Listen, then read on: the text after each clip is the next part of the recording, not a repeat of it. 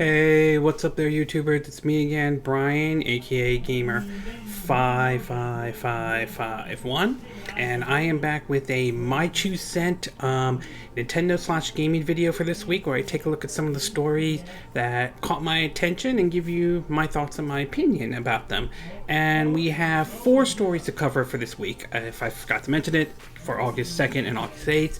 The first one we do have is Microsoft's XCloud, as we now have a launch date and a decision by Apple that not everyone is happy with in terms of their decision on why XCloud is not going to be on iOS, or at least, like your iPhone or iPad or anything like that. Excuse me. We also have Nintendo releasing some of their financial report in terms of how well the Switch is doing right now, to some of the software, which now has been reported that seems to be overtaking maybe some PS2 software, including some people, including some complaints about the way Nintendo has handled their eshop, though, in terms of some of the games, in terms of how putting the message out and so forth. We also want to talk about Sony just released a 40-minute state of play that just came out this week. I want to give my thoughts and opinion about that. And somewhat of a controversy that has sort of emerged with the upcoming Square Enix Marvel's Avenger, in which Spider-Man is basically exclusive on the PlayStation version. And not everyone seems to be happy about that, depending on your point of view. And of course, Platinum also was interviewed by GameXplain and gave their thoughts on a couple of things as well. Now, before we get started, though, we'll do what's called the quick My 2 cent part. Take a look at some of the stories that kind of caught my attention, but not going into a huge amount of details. The first one is, and again, all these stories, there's a link in the description. You can check it out there. The first one has to do with a report coming out that a Taiwanese rating board has put up the No More Heroes. The first one has been rated by there. While we haven't heard any official comment or anything like that at this point, we've heard comments about how Suda51 would like to bring the first one, or I think particularly to the Switch, along with No More Heroes 2 and all that stuff. And it would be kind of interesting to see this game get another chance, get a second chance, and so forth. Though I like the first No More Heroes and No More Heroes 2 Desperate Struggle when those were released on the Wii, though. And as far as what this version might be, it's unclear whether it's just going to be the Wii version, whether it's going to be based off I believe the remastered PS3 version, or a mixture of both. It's unclear, so we'll have to wait and see if this becomes true or not. So for me, fingers crossed, I would love to see No More Heroes the first one come to the Switch, and I would like to see No More Heroes 2 come to the Switch as well. The next part is also the fact that Sony is now clarifying what PS4 accessories may or may not work for the upcoming release of the PlayStation 5. And, well, let's just say not everyone seems to be huge about it. Some of the reports have pointed to that the PlayStation VR and the PlayStation Move will work on the PS5, while the DualShock 4 controller might not, though. So they're trying to clarify that. Although not everybody is pleased with this. Some are okay with this, some are not okay with it, so everyone's going to have a different view on that. We also learned that Devolver Digital's game Carrion, Karrion, did very well for Devolver Digital and all. I have to try that game out. It's basically, it's the best way I could sum it up is, think of the game Alien Isolation, only instead you're the xenomorph hunting down the humans and all that stuff. So it's kind of gets that bit of a vibe. It's definitely interesting. It's one I want to try, though. But apparently, so far for Devolver Digital, they're claiming the game did very well for them. So that's got to be good for them. We also learned that the developers of Overwatch have pointed out what characters they would like to see pop up in, Super Smash Bros. Ultimate, and they point to Tracer and Doomfist, though.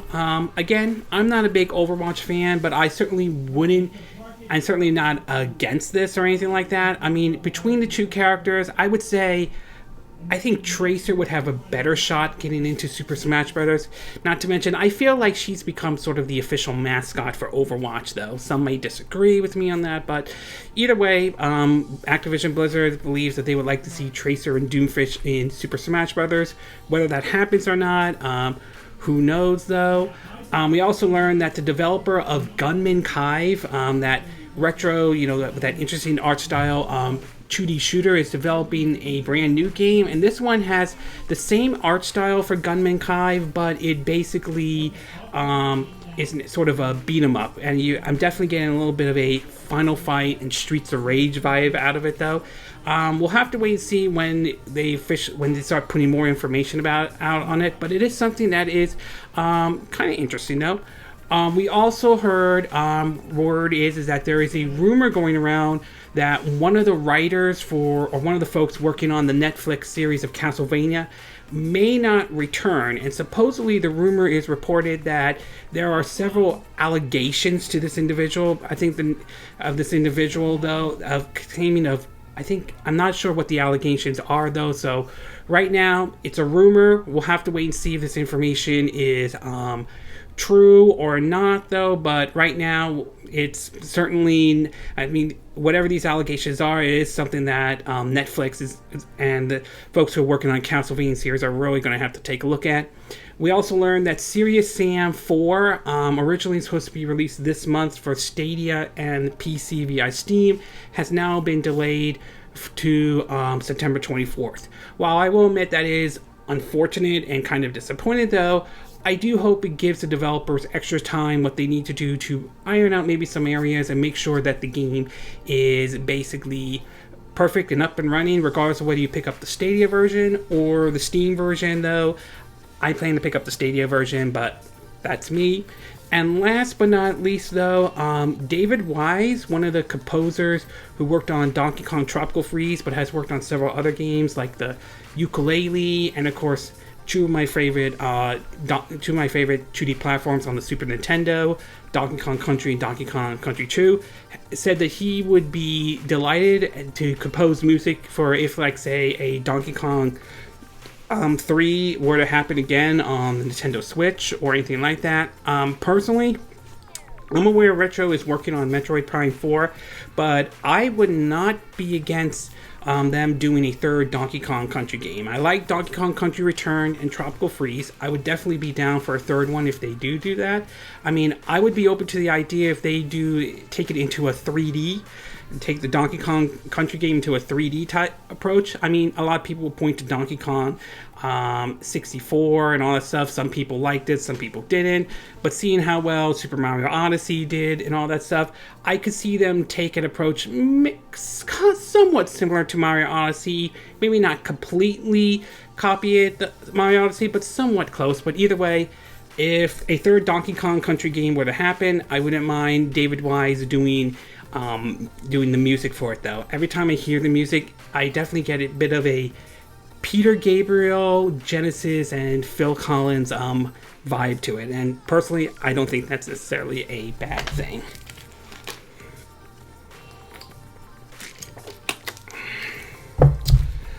Okay, with the quick My 2 Cent part now done, we'll get started with our first part. And this one has to do with Platinum Games and all that stuff. Now, I'm sure Platinum earlier this year has certainly, or shall I say Platinum, everyone probably knows who they are. The creators of games like the Mad World, the Bayonetta series, Vanquish, last year's Astro Chain, very good game. I highly recommend that if you have that on the Switch and all that. They're currently working on, I think, Babylon Fall, and they also did Nier Automata, also another good game as well, and all that stuff. And earlier this year, they did a Kickstarter and released the Wonderful 101 Remastered, although there's some controversy with this in terms of the way they approached the Kickstarter and some of the backers' issues and all that stuff. So there's certainly a bit of a controversy on that. Well, earlier this week, though, Platinum Games was interviewed by Game Explain, and they brought up some interesting points that came out in regards of it. Some of the video, though, you could check in the link down in the description down below, but some of the highlights from it contains the following. Basically, they said, quote, that they said that there's never been a day when they didn't want to do a sequel to the Wonderful 101. They said that it would be nice if that day comes, they could make a sequel, but it will be a challenge. Platinum is still interested in working with Nintendo again in the future. Bayonetta 3 development is going fine. No conversations had happened with Platinum about porting Star Fox Zero to Switch. They said, due to fans' reaction to the dog in Project GG, there might be an expanded role for that dog in the full game. And Hatiki Kimura has said he would love to see AMATERASU, I think the wolf character from the game Okami, added to Smash Bros. Unit. Ultimate, I meant. Now, in regards of a sequel to Wonderful 101, I would say that I certainly would not be against that. I wouldn't mind seeing an actual sequel to Wonderful 101. I still think the Wonderful 101 is a fun game, but it was also kind of frustrated at the same time, particularly with the controls and the whole idea of drawing shapes and all that stuff. If a sequel were to happen, if they would, I do hope that they try to iron out some of the controls, though. I felt like the first one, the controls had a big learning curve, and I felt that could turn some people off. So hopefully those are issues that they can address and all that stuff. As far as working with Nintendo in the future, personally, I wouldn't mind them working with Nintendo in the future and so forth. I mean, I understand Platinum wants to do their own thing. I understand they want to publish their own titles and all that stuff, and I don't entirely disagree with that and all, but I would like to see more games like what we saw with the Bayonetta 2, how Nintendo was willing to 100% fully fund that game in order to make that game happen in exchange for making it exclusive of their system. As far as exclusivity goes, those are the kind of exclusivities I'm willing to support, to even the kind of games with like Astro Chain and all. I mean, that was a really good game when that came out last year, and I'm hoping that we do get a sequel to that game and all. The other game that they talked about as well was that there's been no conversation about Star Fox Zero coming to the Nintendo Switch. While I certainly would not be against that game coming to the Nintendo Switch, I really think if that game were to happen, they really would have to address the big elephant in the room, at least what I see it, and that is the controls. The controls in the game were in my view, pretty bad. It basically came off as that Nintendo was basically, felt like Nintendo had to do something with the Wii U gamepad, and just, there was a way to work around it, but it was just terrible and all that stuff. If Star Fox Zero were to be ported over to the Nintendo Switch, I really think that they need to re-examine the controls big time, though. I mean, I understand Nintendo wants to try new things, but to me, the Star Fox series deserves better. I mean, Star Fox Adventure was okay, but not a real Star Fox game. Star Fox Salt was alright though, even though it wasn't 100% perfect.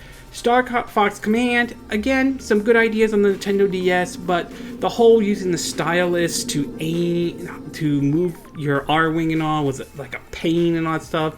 And of course, Star Fox Zero was just, the controls I think kind of ruined that game, to be exact. In fact, if anything, the closest thing to Star Fox we have right now would be Ubisoft's Starlink Battle of Atlas, and while that game apparently was a flop, I think there are ideas in there that could serve as a base or sort of an idea of what a Star Fox game could technically be if it's done correctly. So, I mean, I would prefer just doing a brand new Star Fox game. I don't mind if they bring over Star Fox Zero to the Nintendo Switch, but I really think they need to nail down the controls big time. As for Bayonetta 3, look, I understand that, and according to what they said in Nintendo, and according to some of the response written on Nintendo Enthusiast, I understand that because of the whole situation with the coronavirus and all that stuff, they've been trying to adjust to, working and all that, and I can understand that, but I think that the fact that we haven't seen a single screenshot, a single gameplay footage and all, I can see why some people are getting a little antsy and are kind of concerned whether or not the game was canceled and all that stuff. I mean, it's already 2020. It's been 3 years since that fateful announcement in November during the Video Game Awards when Reggie announced that Bayonetta 3 was happening and all that stuff. And I do think people want to see some actual information. Much like what we have with Metroid Prime 4. I think a lot of people would like to see some actual information, even though unfortunately Nintendo had to restart the development, and actually apologize because of what happened. And while, again, I accept the apology, I think they should have gone with Retro Studio in the first place. But in overall, I would say it's an interesting interview that they had with Game Explain. And if you want to check the interview out, though, again, links in the description, though. You could click on there and take a look at it yourself. Okay, we're going to take a quick break. When we get back, we'll get to part 2. And this one has to do with Sony in regards of their 40-minute state of play, to some of the controversy that has sort of emerged with upcoming Square Enix game, Marvel's Avenger. So we'll take a quick break, and we will be right back.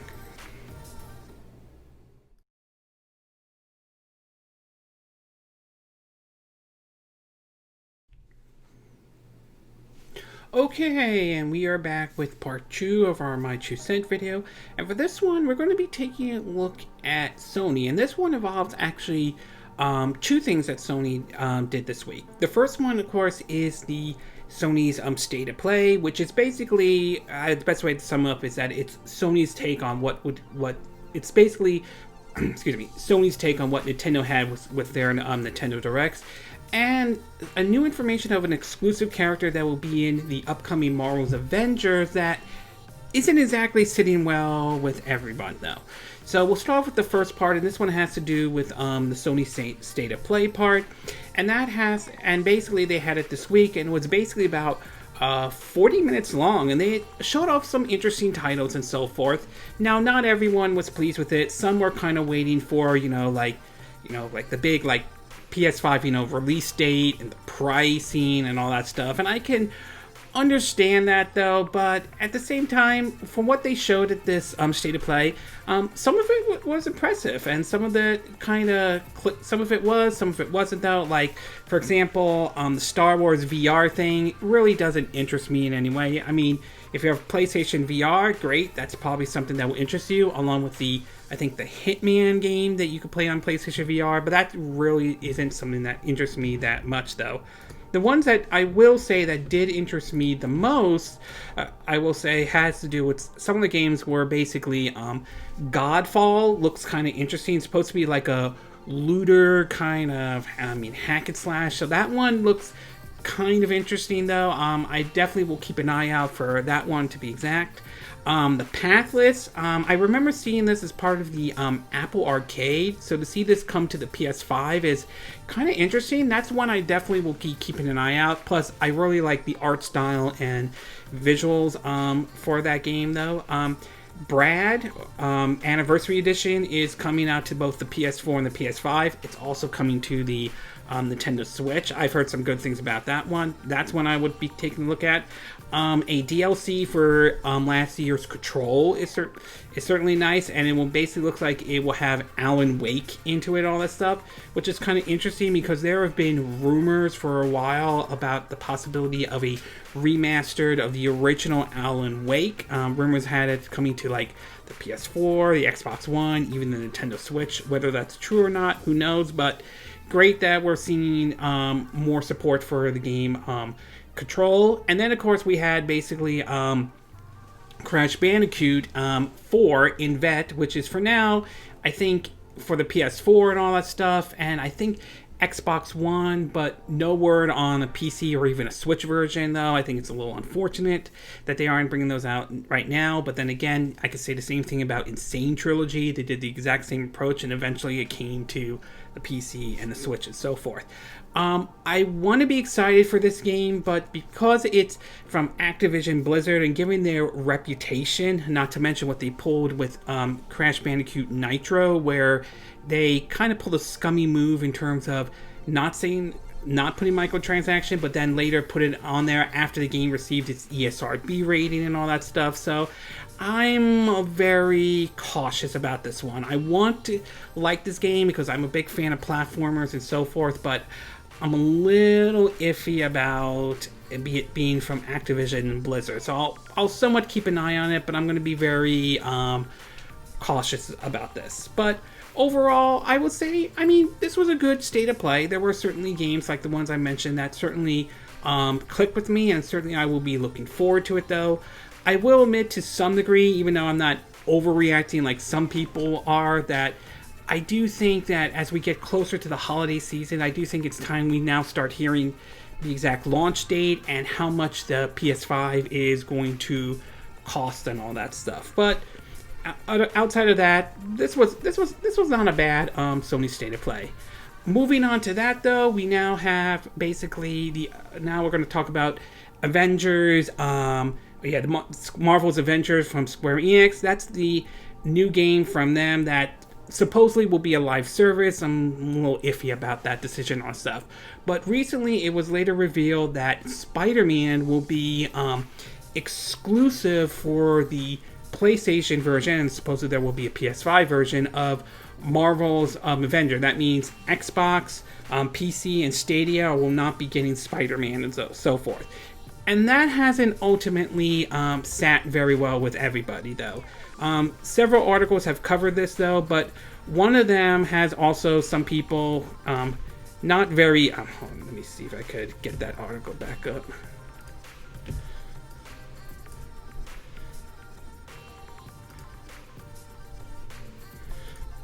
Alright. And one second, it's kind of crap. Okay, let's see if I can get it back up. Okay, here it is. Alright, yeah, fine. And some of the response has not been sitting very well. Some people have posted on Twitter, kind of upset about it, though. Basically, it points out that some people have voted, quote, Spider-Man Avengers game is exclusive to PlayStation, Xbox dudes, and it looks like one person's crying. Other person says, quote, Man, I'm hyped for the Avengers. Can't wait to play Spider-Man on X. Oh, wait. Other response has been kind of like... other response have been, quote, when Spider-Man comes out, there will be 8 heroes in Avengers, and one of them is locked behind a platform, and yet we all play the same amount of game. One person's saying, quote, this is bullshit, and all that stuff. So the response is not everyone seems to be... happy about it and all that stuff. When it comes to these kinds of exclusivity, though, I will agree to an extent. I don't exactly 100% agree with this approach.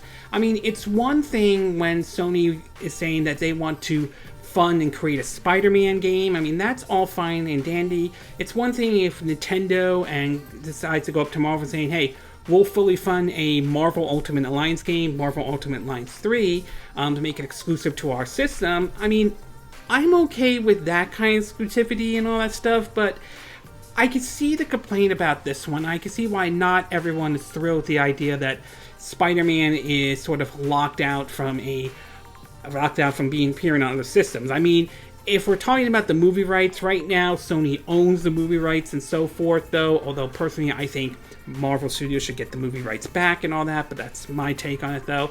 It's not like they own the rights on other areas like video games, TVs, or anything like that. At the same time, we've seen these kinds of exclusivities play out before, and in the end, we've see these complaints, and they don't really do as much damage as many people make it out to be. Last year, we saw the same thing with Borderlands 3, where people complained about it being a Epic Store exclusive for a year and all that stuff, yet that wasn't enough to stop the game from doing very well and so forth. So I'm not sure this will have any impact on the game or not.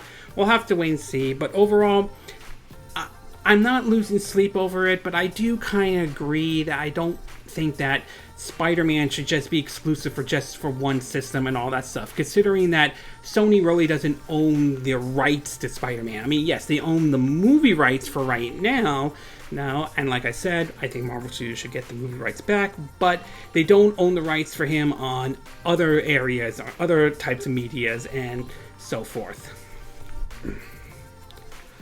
Okay, we're going to take a quick break, and when we get back, we'll get to part 3, and this one has to do with Nintendo, with a surprise announcement that Pikmin 3 is coming to the Nintendo Switch, to some announcements, and so some reports about Nintendo's Switch sales, to even, basically, people are somewhat not pleased with the way the state of the Nintendo eShop is set up, so we'll take a quick break, and we will be right back.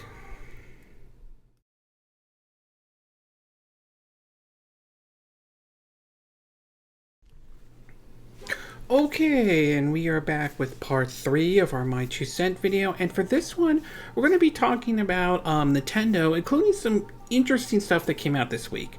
The first one I want to talk about is the unexpected announcement that I think none of us, that kind of surprised me a little bit, although there were rumors about this earlier, is that Pikmin 3 has been announced. Now, basically, Pikmin 3 is basically the deluxe edition, kind of like what we saw with New Super Mario Bros. U Deluxo.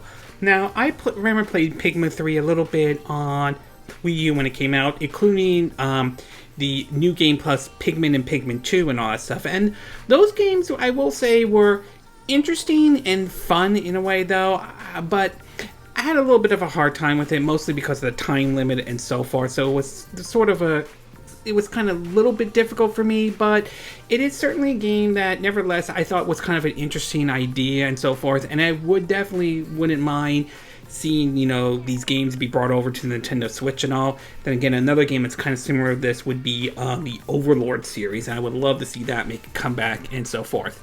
But anyway, Nintendo made an announcement this week that they were bringing the game Pikmin 3 over to the Nintendo Switch, and that would be out on October 30th. Basically, in a statement released by them, they said, quote, Pikmin 3 Deluxe delivers a full suite of additional and enhancements, including the ability to play the whole story mode in co-op with friends, a new side story mission which can also be played in co-op, and all the mission modes, DLC stages from the original game's release.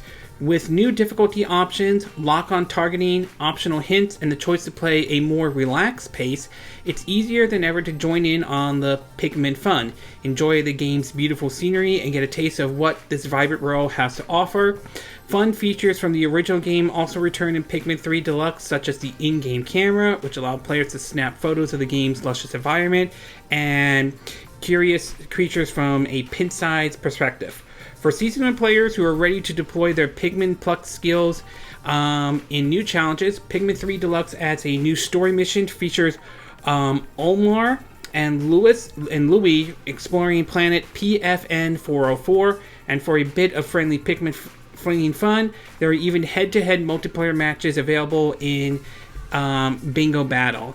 So it's kind of interesting that Nintendo is going to bring this title back and all that stuff. But then again, we've seen a lot of titles that have originally released on the Wii U kind of make their way over to the Nintendo Switch and have actually performed very well. I mean, look at new Mario Kart 8 Deluxe. That game continues to sell very well on the Nintendo Switch. New Super Mario Bros. U Deluxe did very well, though. So did the port of Bayonetta 2, and Bayonetta 2 did well on Nintendo Switch. And seeing this game comes over, it kind of makes me kind of wonder, could we see something like, say, I know Star Fox Zero, or perhaps maybe, I know this may seem like a long shot for this title to even come to the Nintendo Switch, but I wouldn't mind them doing that, and that is Devil's Third. I know not everyone was a fan of it, even some people went as far as calling it Devil's Turd and all, but I wouldn't mind that game coming over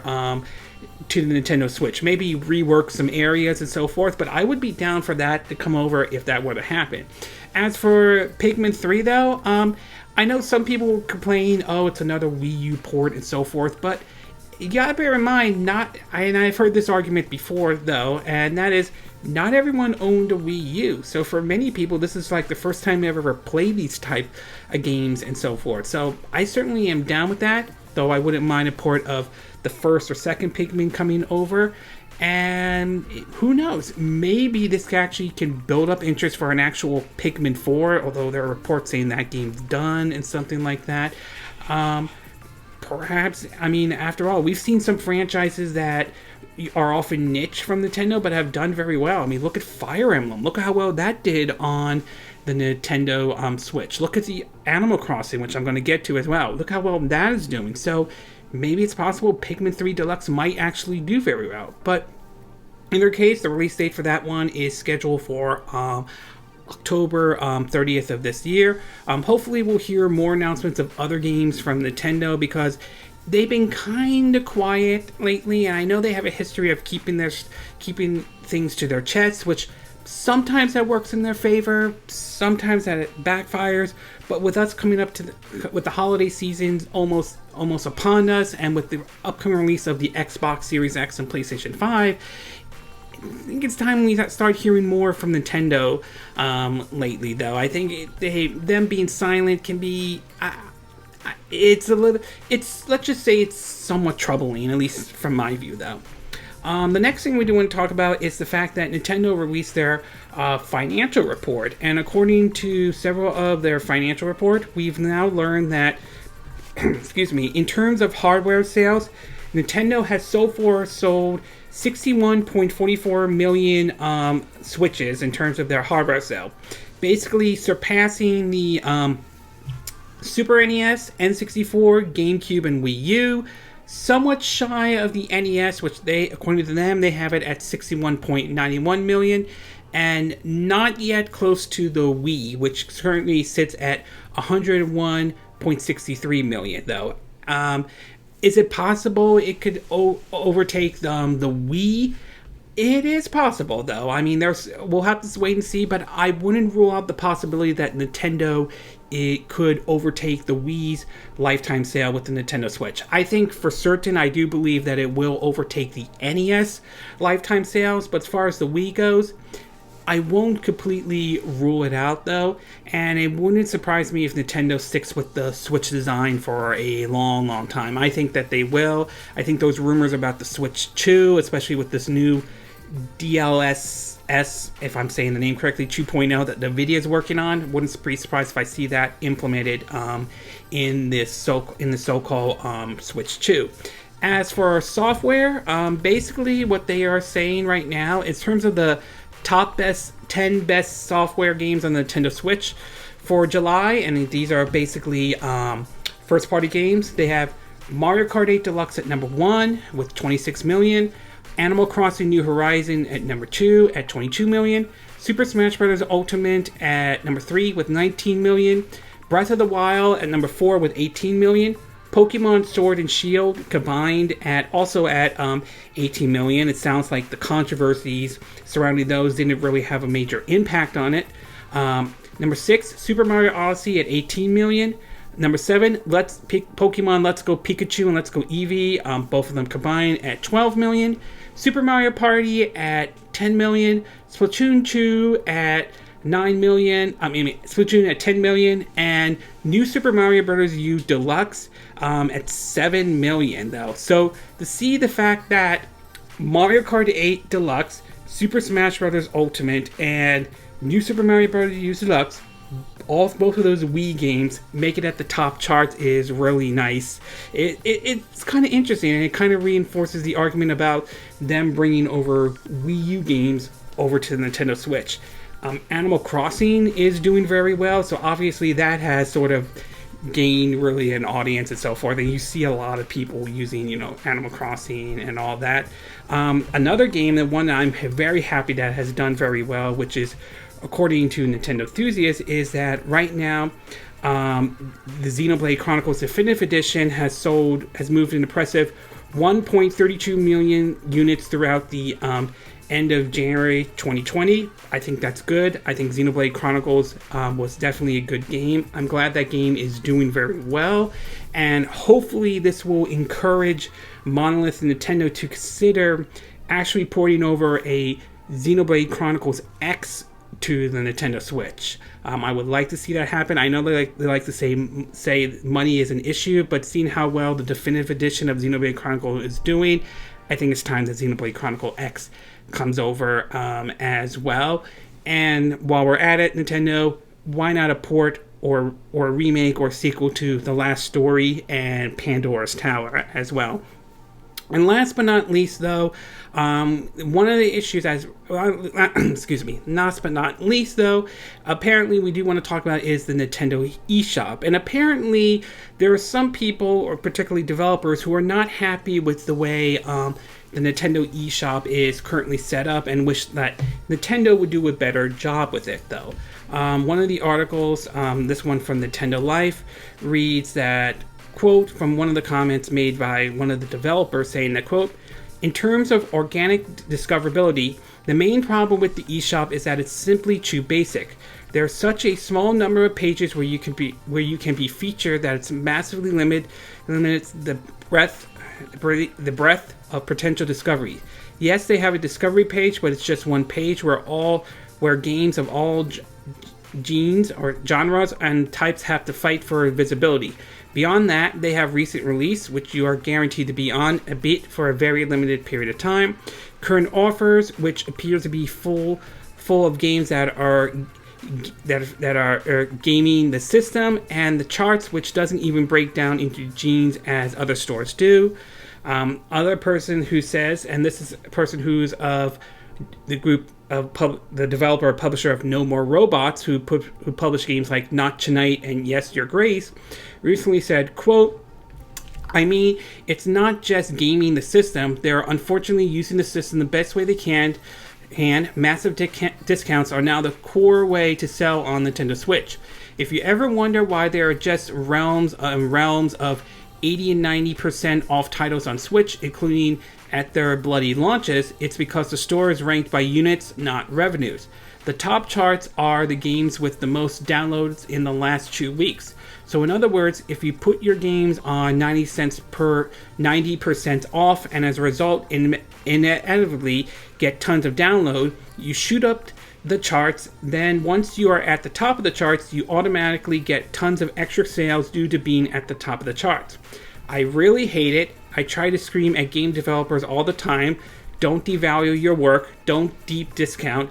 At No More Robots, we haven't discounted any of our games by more than 40%, even titles that have been out for more than 2 years. As a result, we've seen increase in sales on Steam every single day because consumers have learned that we've never deep discount.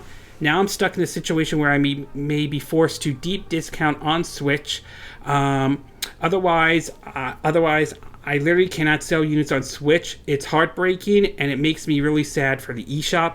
He continues about, if this trend continues, that it could be a race to the bottom on the eShop. It says, quote, the way it's going now, I reckon in around a year's time, the eShop's going to be like the App Store.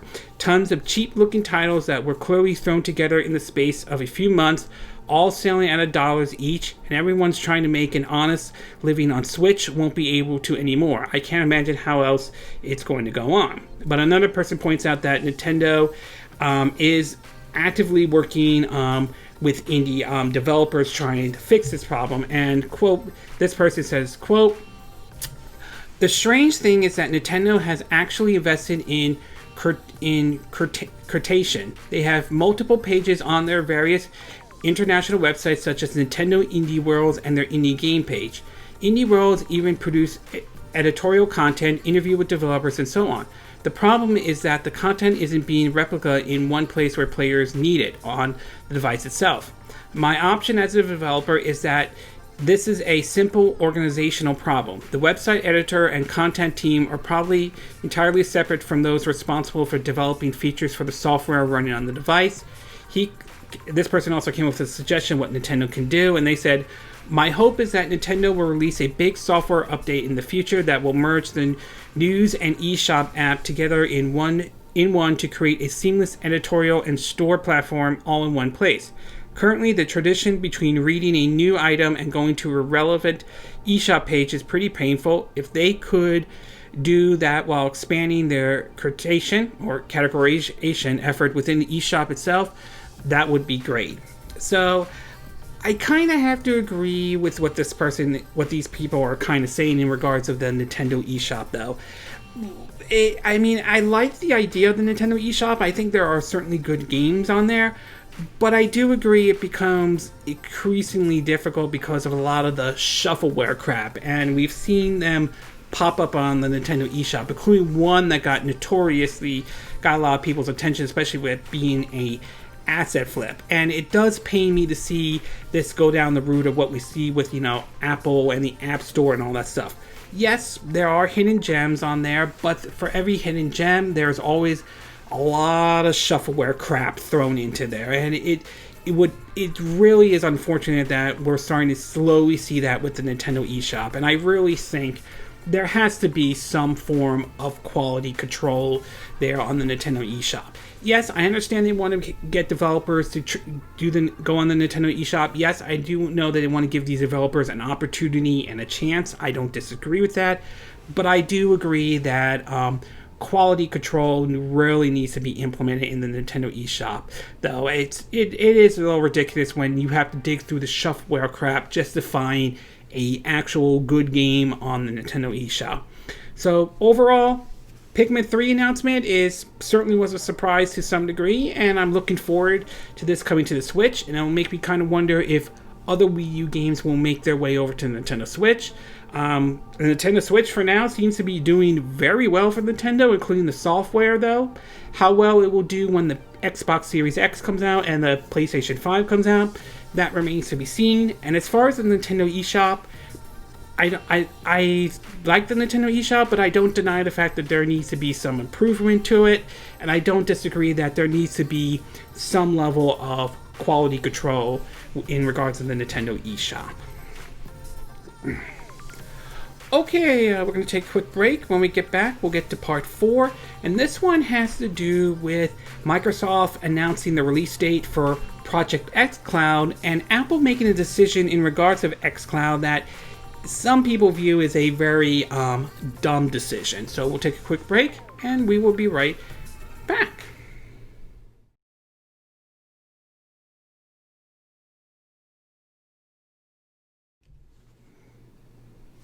Okay, and we are back with our fourth and final part of our My 2 Cent video.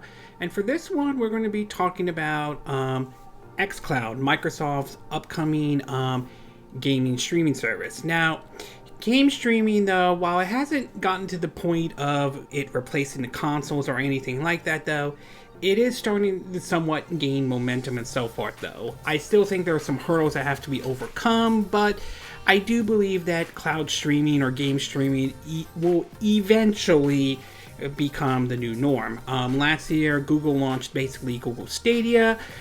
Not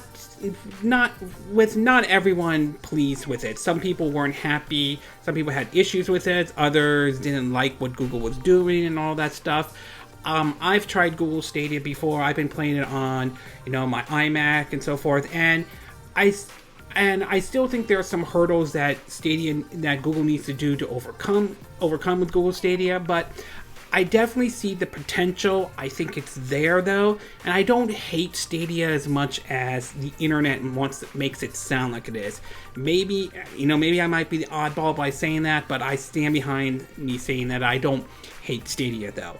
Well, now it looks like Microsoft will be finally revealing what has basically been originally known as Project xCloud, basically known as xCloud. Now, xCloud went through several testing and all that stuff. It's basically part of Microsoft's new strategy as they start moving to basically, it looks like they're moving the Xbox brand to more like a service type of approach, although they're still going to do a console, as you see with Xbox Series X. And now we have basically a launch date for basically for Microsoft's xCloud. From an article from The Verge, it reads that, quote, Microsoft will launch its gaming streaming service known as Project xCloud on September 15 exclusively on the Android devices. So obviously it's not coming to PC or Mac at this time.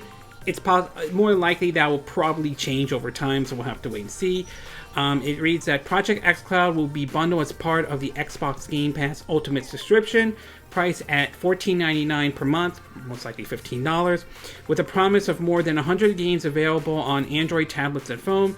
Gaming streaming will be limited initially to Androids at this time, though. So obviously it won't be available everywhere and all that stuff. It does look like they point out what games will be available that are coming. They point out, Crackdown 3, Destiny 2, Forza Horizon 4, Gears of War Ultimate, Gears 5 Ultimate, Gears of War 4, Halo 5, Halo Wars, Halo the Master Chief Collection, Hellblade, Zone of Sacrifice, Max the Curse of Blood, Curse of Brotherhood, Orin and the Blind Forest Definitive Edition, Orin and the Will of the Ross, Recoil Definitive Edition, Sea of Thieves, State of Decay 2, Super Lucky Tales, the Bar's Tale Trilogy, Wasteland 2 Director's Cut, Wasteland 3, Wasteland Remaster.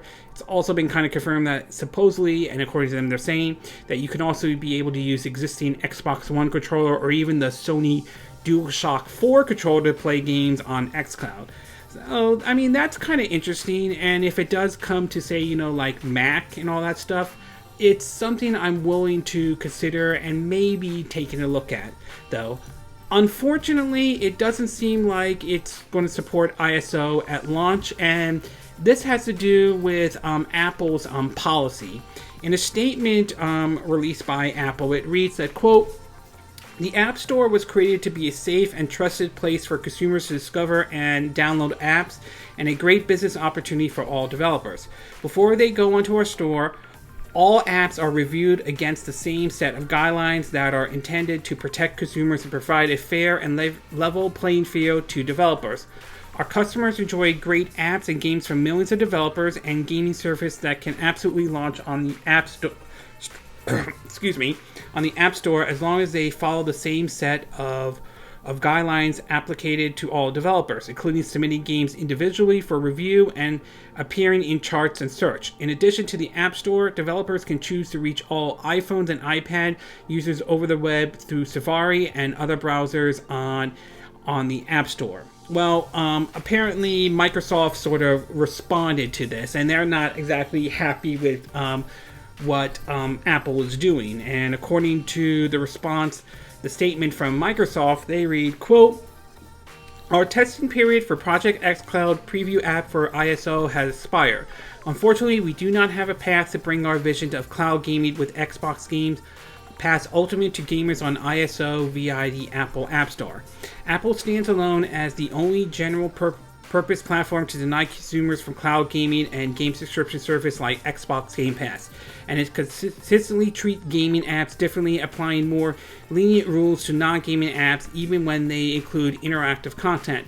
All games available in the Xbox Game Pass category are rated for content by independent industry rating bodies such as the ESRB and regional equivalent. We are committed to finding a path to bring cloud gaming with Xbox Game Pass to the ISO platform.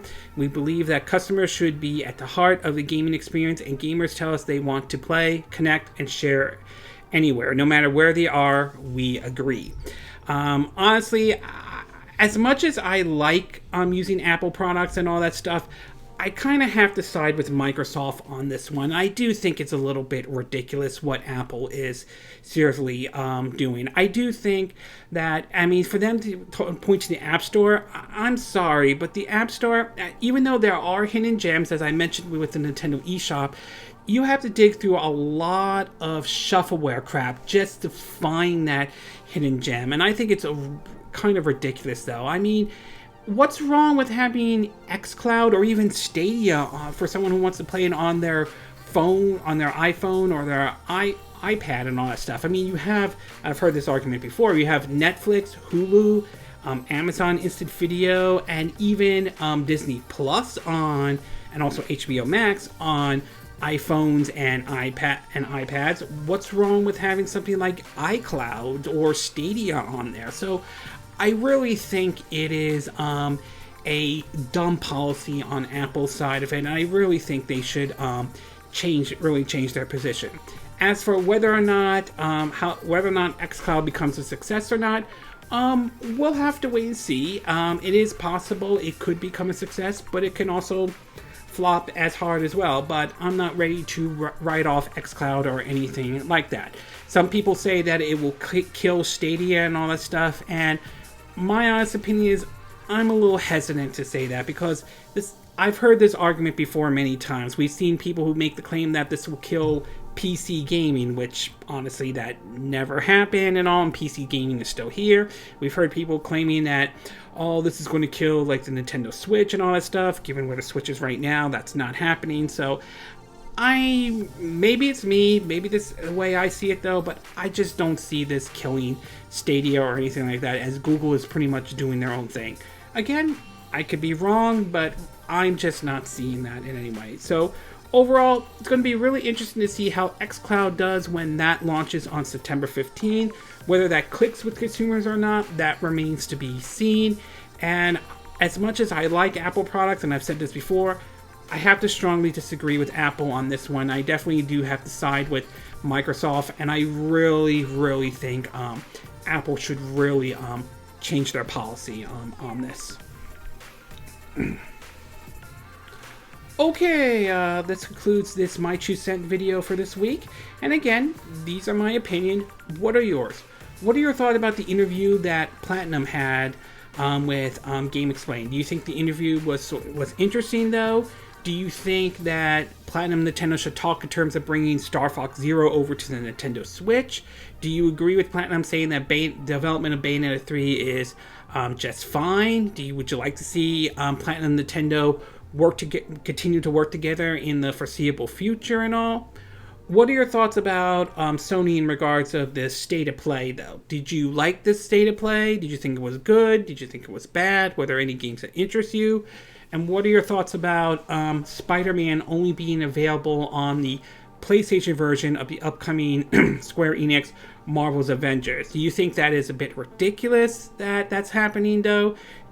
Do you think people are just blowing it way out of proportion? What are your thoughts about in regards to Nintendo of the announcement of Pikmin 3 Deluxe? Are you pleased that this game's coming to the Nintendo Switch? Do you think it will reach a much larger audience than it did on the Wii U in any way? What are your thoughts about the Switch sale, about Switch now almost overtaking the NES and probably getting close to Wii's lifetime sale? Do you think the Switch will overtake the NES lifetime sale? Do you think it will reach the Wii U? Not the Wii U, the Wii's lifetime sale? Are you surprised to see Mario Kart 8 Deluxe continue to do very well? And what are your thoughts about some of the criticisms of the Nintendo eShop? Do you think these criticisms are fair? Do you think Nintendo could do a better job in terms of quality control for the Nintendo eShop? And what are your thoughts about XCloud? Are you looking forward to this when it comes out on September 15th? Are you willing to pay $15 a month to play XCloud and all that stuff? Are you a little disappointed it won't be available on iOS devices at launch? And do you think do you agree with what Apple's approach in terms of, them denying XCloud coming to ISO devices? Or do you think Microsoft is right to criticize and call out Apple for what they view as pretty much a very stupid policy of theirs? Do you agree with what I said in this video? Do you disagree? Do you have a difference of opinion? As always, sound off on the comment section below. Let me know what you think. And if you like this video, then hit the like button. I would appreciate it. And I hope you do subscribe to my YouTube channel. If you do, make sure you hit the bell icon for notifications of any new videos I put up. Also, feel free to share this video if you want to, and feel free to donate to my channel if you like. You can do it through PayPal Me or Patreon. Links will be in the description of this video. And I will see you again next time when I do another video. Hopefully that'll be soon. Until then, from Southern California, I wish you all a good day then. Bye!